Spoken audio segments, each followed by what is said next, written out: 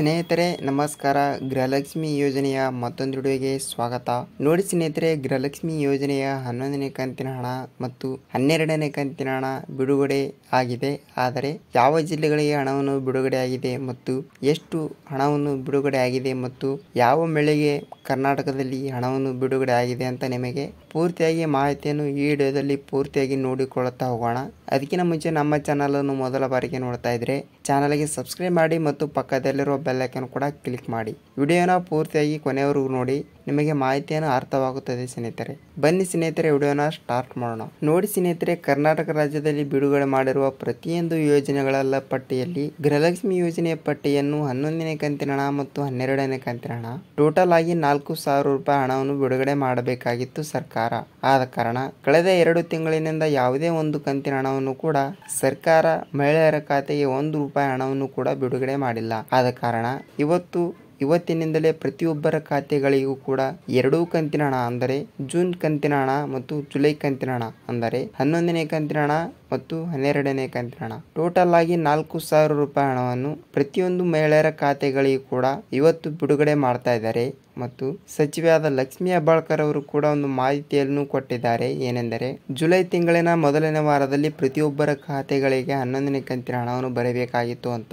ಆದರೆ ಇಲ್ಲಿ 12ನೇ ಕಂತಿನ ಹಣವನ್ನು ಕೂಡ ಬಂದಿತ್ತು. ಆದರೆ ಪ್ರತಿಯೊಬ್ಬರ ಖಾತೆಗಳಿಗೂ ಕೂಡ 12ನೇ ಕಂತಿನ ಹಣ ಜಮಾವಣೆಯಾಗಿದೆ ಮತ್ತು ಒಬ್ಬೊಬ್ಬರಿಗೆ 4,000 ರೂಪಾಯಿ ಹಣವನ್ನು ಜಮಾವಣೆ ಆಗಿದೆ. ಮತ್ತು ನಾನು ಪ್ರೂಫ್ ಸಮೇತ ಒಂದು ಫೋಟೋ ಹಾಕಿರ್ತೀನಿ ನೋಡಿ. ಇಲ್ಲಿ ಇವತ್ತೇ ಮಹಿಳೆಯರ ಖಾತೆಗೆ 2 ಕಂತಿನ ಹಣ 4,000 ರೂಪಾಯಿ ಹಣವನ್ನು ಬಿಡುಗಡೆ ಆಗಿದೆ. ಆದ ಕಾರಣ ನಿಮಗೂ ಕೂಡ ಹಣವನ್ನು ಬಿಡುಗಡೆ ಆಗಿರುತ್ತದೆ. ನೀವು ನಿಮ್ಮ ಬ್ಯಾಂಕ್ ಪಾಸ್ಬುಕ್ ಅನ್ನು ನಿಮ್ಮ ಬ್ಯಾಂಕಿಗೆ ಹೋಗಿ ಒಂದು ಸಲ ನಿಮ್ಮ ಬ್ಯಾಂಕ್ ಪಾಸ್ಬುಕ್ ಅನ್ನು ಒಂದು ಸಲ ನೀವು ಪ್ರಿಂಟ್ ಮಾಡಿಸಿಕೊಳ್ಳಿ. ನಿಮಗೂ ಕೂಡ 2 ಕಂತಿನ ಹಣ ಟೋಟಲ್ ಆಗಿ 4,000 ರೂಪಾಯಿ ಹಣವನ್ನು ಬಿಡುಗಡೆ ಆಗುವ ಸಾಧ್ಯತೆ ಕೂಡ ಇದೆ ಅಂತ ಹೇಳಬಹುದು. ಏಕೆಂದರೆ ಒಂದು ಕಂತಿನ ಹಣವನ್ನು ಕೂಡ ಬಹಳಷ್ಟು ದಿನವನ್ನು ಆಯಿತು. ಅಂದರೆ 11ನೇ ಕಂತಿನ ಹಣವನ್ನು ಜಮಾವಣೆ ಆಗಿ 3 ರಿಂದ 4 ದಿನ ಆಯಿತು. ಆದರೆ ಈಗ ಟೋಟಲ್ ಆಗಿ ರಾಜ್ಯ ಸರ್ಕಾರವು 11ನೇ ಕಂತಿನ ಹಣ 2,000 ರೂಪಾಯಿ ಮತ್ತು 12ನೇ ಕಂತಿನ ಹಣ 2,000 ರೂಪಾಯಿ ಟೋಟಲ್ ಆಗಿ ಕರ್ನಾಟಕದ ಮಹಿಳೆಯರಿಗೂ ಕೂಡ 4,000 ರೂಪಾಯಿ ಹಣವನ್ನು ಬಿಡುಗಡೆ ಮಾಡುವ ಒಂದು ಮಾಹಿತಿ ಕೂಡ ಕೊಟ್ಟಿದ್ದಾರೆ. ಆದರೂ ಕೂಡ ಹಣವನ್ನು ಜಮಾವಣೆ ಆಗ್ತಾ ಇದೆ.